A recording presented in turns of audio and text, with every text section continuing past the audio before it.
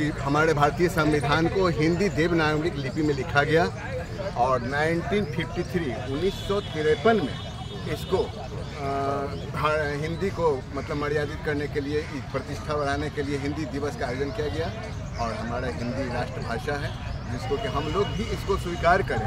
हम लोग आज के डेट में अगर मैसेज भी करते हैं हिंदी को अंग्रेजी में लिखते हैं, इसको कम से कम हिंदी में लिखा जाए। बस हिंदी दिवस का यही मत है। बाकी आगे निश्चित जी आप कुछ बोलिएगा। हिंदी दिवस के बारे में इतना यहाँ पर सब लोग इकट्ठा है, कुछ बेसिक इन्फॉर्मेशन इन लोगों से पूछेंगे हिंदी के बारे में। पहले इसे शुरुआत करते हैं इधर ही से। हिंदी राजभाषा है कि राष्ट्रभाषा? राष्ट्रभाषा है। हिंदी राजभाषा है कि राष्ट्रभाषा? राष्ट्रभाषा। राष्ट्रभाषा है। हिंदी राजभाषा है कि राष्ट्रभाषा? राष्ट्रभाषा। आप बताइए, आप अभी राष्ट्रभाषा बोले हैं, हिंदी राजभाषा है कि राष्ट्रभाषा? राष्ट्रभाषा है। आप बताइए। हम लोग यही जानते हैं कि राष्ट्रभाषा। आप बताइए।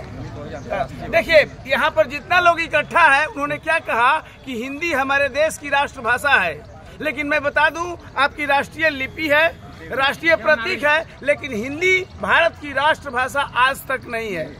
हमारे देश में कोई राष्ट्रीय भाषा नहीं है। We don't have any national language. Hindi हमारी आधिकारिक भाषा है, राष्ट्रभाषा संविधान के तहत आज तक प्राप्त नहीं है। यही दुर्भाग्य है।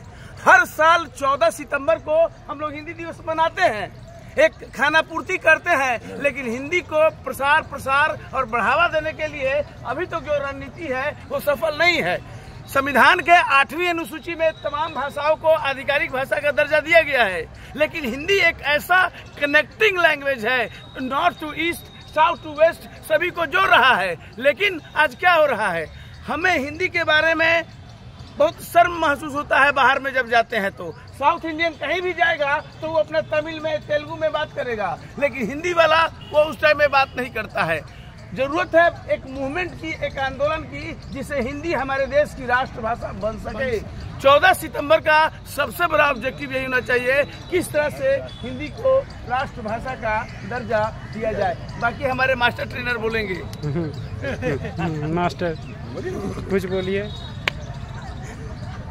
उनका वो वाला चेहरा कैप्चर कीजिए हंसते हुए का। हम लोग को तो जहाँ तक जानकारी था हिंदी राष्ट्रभाषा था, आज बहुत अच्छा तिवारी सर ने हम लोग को जानकारी दिया कि अभी हम लोग हिंदी को राष्ट्रभाषा बनाने के लिए बहुत जद्दोजहद में कर रहे हैं और हम लोग का यही उद्देश्य रहेगा कि सरकार को इस पर ध्यान आकर्षित करें। इसको जबकि देवनागरी कहते हैं, लेकिन फिर भी नहीं मानते हैं। वो लिपि देवनागरी है। हमारा सब राष्ट्रीय खेल है, राष्ट्रीय चिन्ह है, राष्ट्रीय फल है, फूल है, लेकिन राष्ट्रभाषा नहीं है।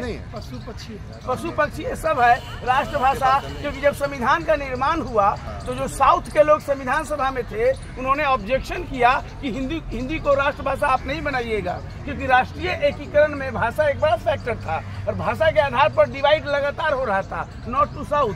तो लोगों ने कहा कि आने वाली सरकारों पर ये मुद्दा को छोड़ दिया जाए, let the future government to settle कि हिंदी को राष्ट्रभाषा बनाना है कि नहीं।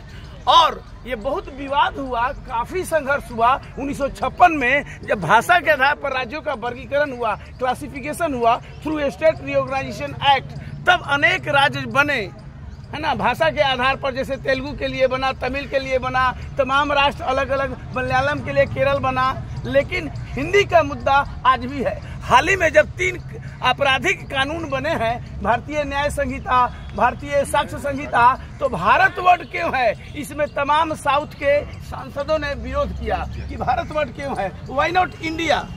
लेकिन क्वेश्चन ये है कि भारत का जो संविधान है आर्टिकल 1 कहता है India that is Bharat shall be union of state, उसमें भी भारत है। लेकिन हम इस सरकार ने जिस तरह से हिंदी को प्रमोट करने के लिए तमाम काम किया है वो हम लोगों की तरफ से भी होना चाहिए। सब लोग कंफर्टेबल है अपने मातृभाषा में, मदर लैंग्वेज में, लेकिन हम लोगों को बहुत ऑब्जेक्शन होता है और सब लोग आर्टिफिशियली कृत्रिम रूप से इंग्लिश बोलने के लिए प्रयत्नशील रहते हैं। तो प्रयास तो होना चाहिए ना कहीं कहीं पर। हिंदी का दुर्भाग्य है, सिविल सर्विसेज में भी, यूपीएससी में भी जो हिंदी माध्यम वाले होते हैं वो 5% क्लियर नहीं कर पाते हैं, नॉट इवन 5%। एक भेदभाव यूपीएससी के लेवल पर है। इसलिए आप देखेंगे साउथ के स्टेट इंजीनियर लोग ज़्यादा करता है क्योंकि उनका माध्यम हिंदी होता है। और जो लोग हिंदी में अपना तैयारी करते हैं ग्रेजुएशन और यूपीएससी की, वो क्लियर नहीं कर पाते हैं। तो एक इनहेरेंट बायस तो है ही, एक सिस्टमेटिक बायस है जिसको तोड़ने की आवश्यकता है। और जब तभी टूटेगा जब सरकार पर एक सामाजिक प्रेशर होगा, एक प्रेशर ग्रुप बनेगा, विरोध होगा तब। क्योंकि कोई भी भाषा हो, यूपीएससी को समान अवसर मिलना चाहिए। मेरा सिर्फ यही कहना था। एक नेशन एक इलेक्शन, एक नेशन एक लैंग्वेज। Yes, that's good. हमारा भाषा भोजपुरी है। धन्यवाद। एक देश एक भाषा।